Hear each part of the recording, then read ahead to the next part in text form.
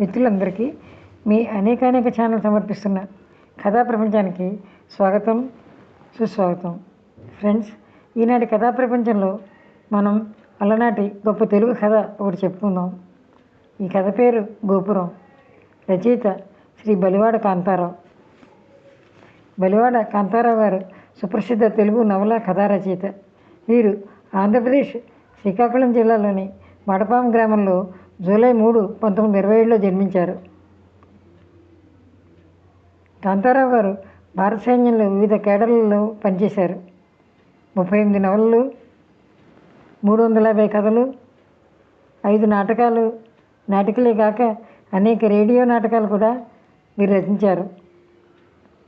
ఆంధ్రప్రదేశ్ సాహిత్య academy award, Telugu విశ్వవిద్యాలయం award, Gopichand award, Venkatasiva సాహిత్య పురస్కారం, రావిశాస్త్రి స్మారక అవార్డు మొదలైన అవార్డ్స్ ఎన్నో వీరు గ్రహించారు. కాంతారావు గారి అనేక కథలు ఆంగ్ల భాషతో పాటు అన్ని భారతీయ భాషల్లోకి అనువదించబడ్డాయి.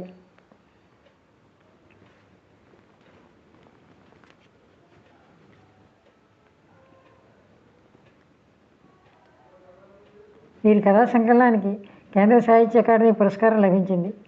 వీరి రచనలపై వ్యాసాలు సమర్పించి కొందరు PhD, MPhil డిగ్రీలు పొందారు. కళింగాంధ్ర గుండె చప్పులు వినిపించే వీరి కథలు తెలుగు సాహిత్యంలో మణిమకుటాలుగా ప్రసిద్ధి చెందాయి. బలివాడ కాంతారావు గారి సమయం 1927 నుంచి 2000 వరకు.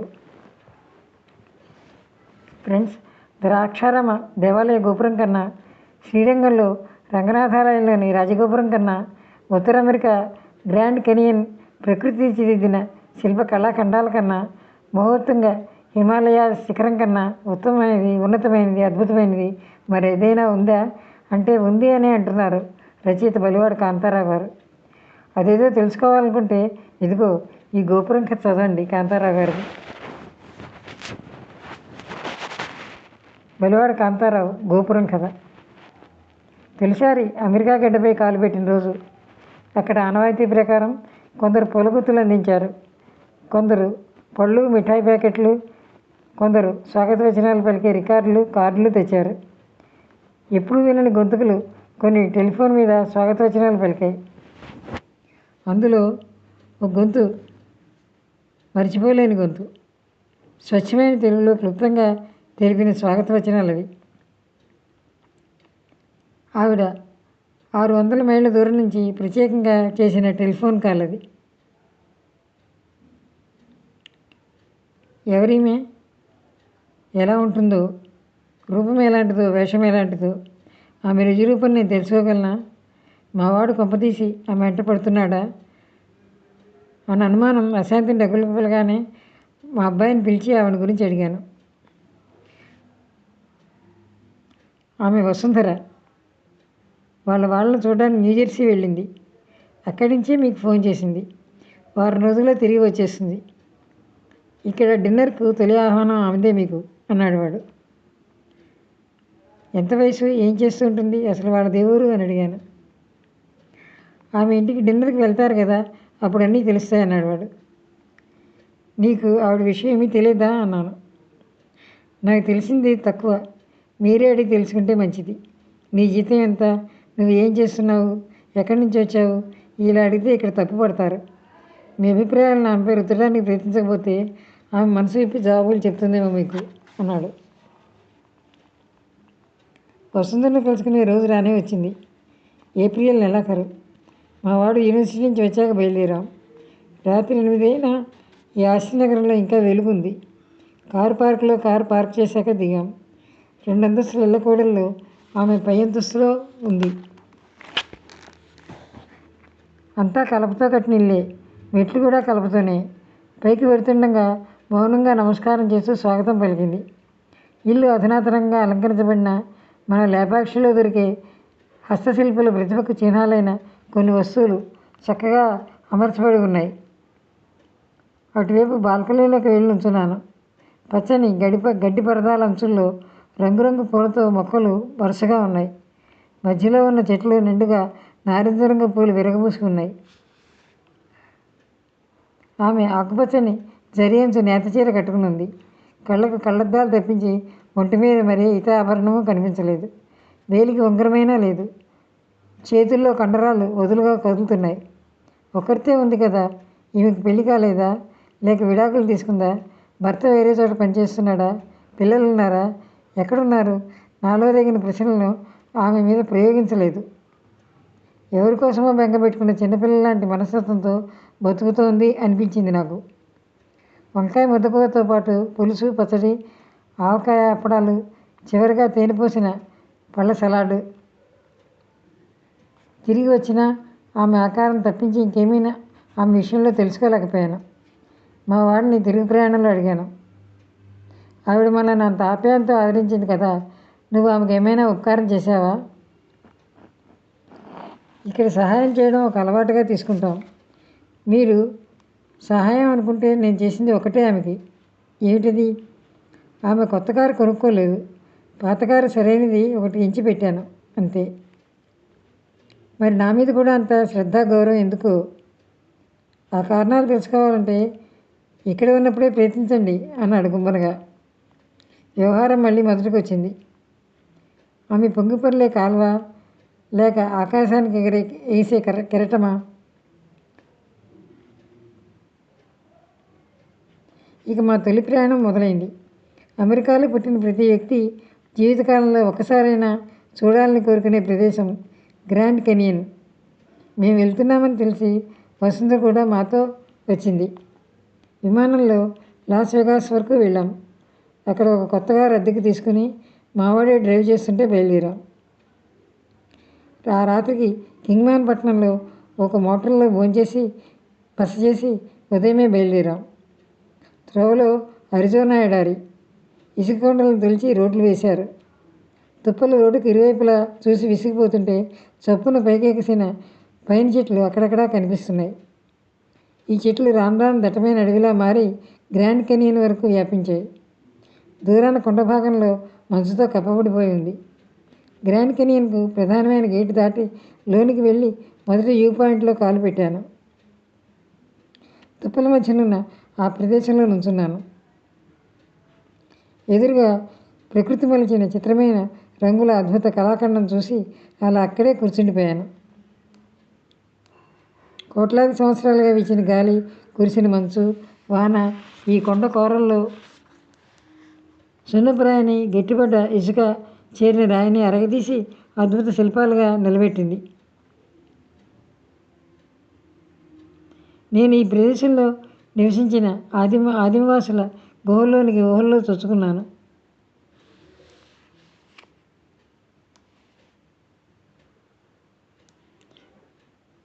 మా అబ్బాయి మీద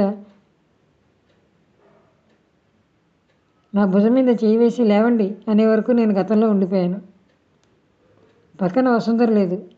ఇంత మనోహర దృశ్యం నుంచి చూపును ఇంకొంచెం సేపు ఎలా తిప్పగలిగింది?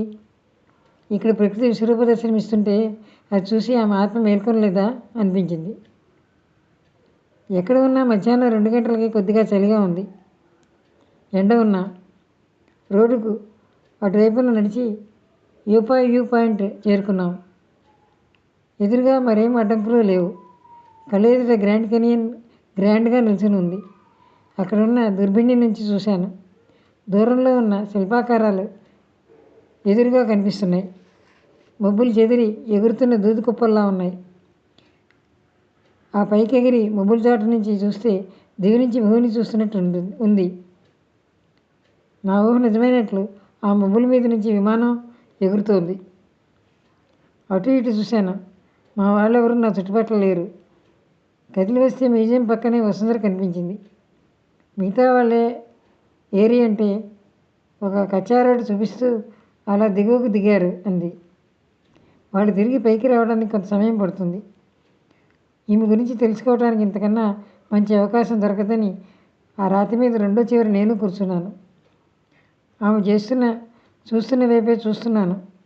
చప్పున అది కూడా చూడండి, ఆ మధ్యలో ఒంటరిగా పైకి గీసిన ఆ కొండ ఆకారం కనిపించిందా అన్నాను.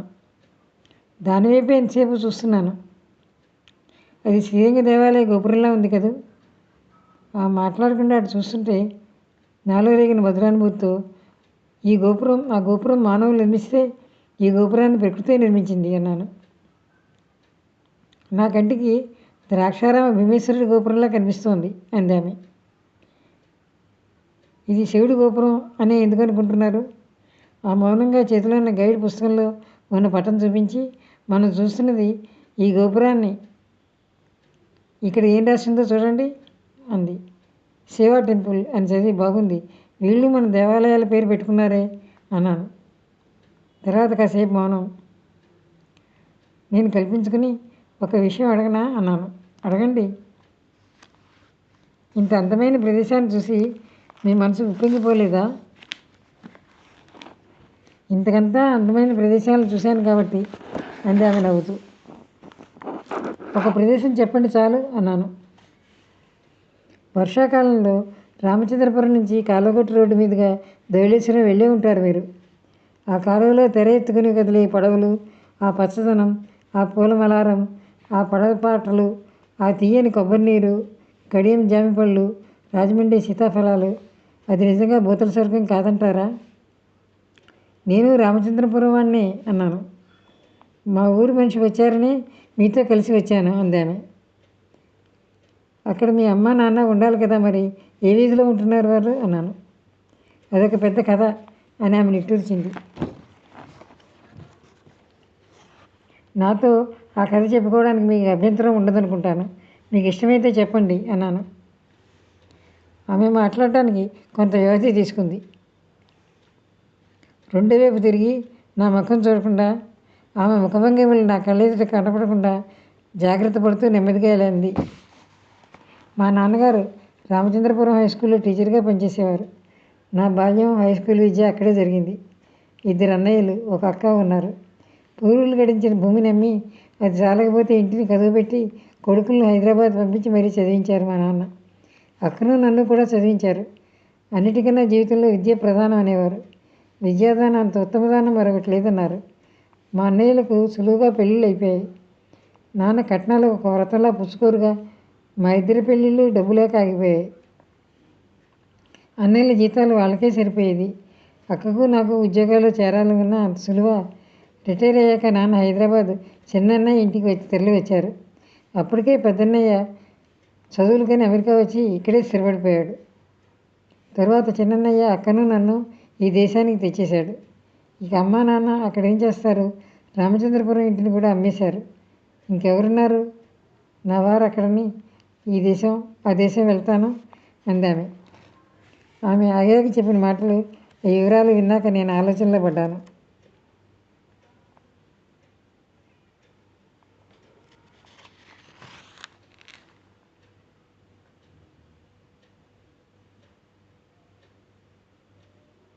ఇక్కడ చూశాను. కోటీశ్వరుని పెళ్లి కూతురు కూడా నేను గడించి చదువుకుంటాను, నా ఇష్టమైన వాడిని పెళ్లి చేసుకుంటానంటుంది. ఈ దేశం వచ్చాకైనా ఎవరినో ఒకరిని ఎంచుకుని పెళ్లి చేసుకోలేకపోయారా? ఈ వయసులో పెళ్ళా? ఇప్పుడు పెళ్లి తెచ్చే సుఖమే ఉంటుంది అంది ఆమె నవ్వుతూ. ఎలాగూ మీరు సుఖంగా ఉన్నట్లు లేరు కదా అన్నాను మాటలు నవ్వుతూ. సుఖపడ్డానికి ఎన్ని దారులు లేవంటారు? ఒక దారి చెప్పండి అన్నాను. తీరని కోరికను తలుచుకున్నది సుఖమే కదా, ఎంతో హాయినిస్తుంది కదా అంది. మీకేదో కోరిక ఉందని తెలుసుకున్నాను, అదేమిటో చెప్పగలరా? తెలుసుకుందామన్న ఉబలాటంతో అడుగుతున్నాను అన్నాను మళ్ళీ. ఆ మౌనం దాల్చింది. చెప్పడానికి సంశయిస్తున్నట్లుంది. ఇంతలో కిందకి దిగిన వాళ్ళు వచ్చేశారు. సూర్యాస్తమయం చూడటానికి బయలుదేరాం. డెజర్ట్ వ్యూ అన్న ప్రదేశానికి వెళ్ళాం. అక్కడ ఒక వాచ్ టవర్ ఉంది. ఈ కొండల్లో కలిసిపోయినట్టు నిరాడంబరంగా రాళ్లను పేర్చి కట్టారు. ఆ గోడలపై ఆదివాసులు గుహల్లోకి ఇచ్చిన బొమ్మల నమూనాలను చిత్రించారు. మేము వెళ్ళేసరికి ఇంకా కొండ భాగాలపై తెలుపు, నారింజ రంగులతో మెరిసిపోతున్నాయి. వసుంధర ఒక చెట్టు కింద బండరాయి మీద కూర్చుంది. నేను ఆ ఒడ్డుకు చేరి దిగువగా కాలువలా కనిపిస్తున్న కొలరాడో నదిని చూస్తున్నాను. ఎదురుగా ఎడం పక్కన పడమర వైపు సూర్యుడు వేగంగా దిగిపోతుంటే చలిగాలి వెర్రిగా వీస్తోంది. రాను కొండలోయల్లో దిగువ భాగం నల్లబడిపోతోంది. పిట్టలు అరుస్తూ చెట్ల మీదకు వస్తున్నాయి. కొండ అంచున సూర్యుడు గ్రహణం పట్టినట్లు తరిగిపోయి ఒక్కసారిగా మాయమైపోయాడు. తిరుగు ప్రయాణం కొద్ది నిమిషాల్లో ఉందని చప్పున అడిగాను. మీ కోరిక చెప్పరా అని ప్రాధేయపూర్వకంగా. ఆమె అలా పశ్చిమాన్ని చూస్తూనే నెమ్మదిగా ఉంది. సూర్యుడు అస్తమించాడు, మళ్ళీ ఉదయిస్తాడు. నేను అస్తమించాక మళ్ళీ ఉదయించలేను. నా అస్థికలు గోదావరిలో నిమజ్జనం కావాలని నా కోరిక. దానికి కావాల్సిన డబ్బు, విల్నామా అప్పుడే ఒకచోట దాచిపెట్టాను అంది. నేను ఆమె వైపు చూశాను. అక్కడ వసుంధర బదులు నా కంటికి గుడి గోపురం కనిపించింది. ఫ్రెండ్స్, ఇదండి ఈనాటి మన కథా ప్రపంచం. బెలవాడ కాంతారావు గారి కథ గోపురం. ఈ గోపురం కథ ఆంధ్రజ్యోతి వీక్లీ 1994 దీపావళి సంచికలో ప్రచురించబడింది.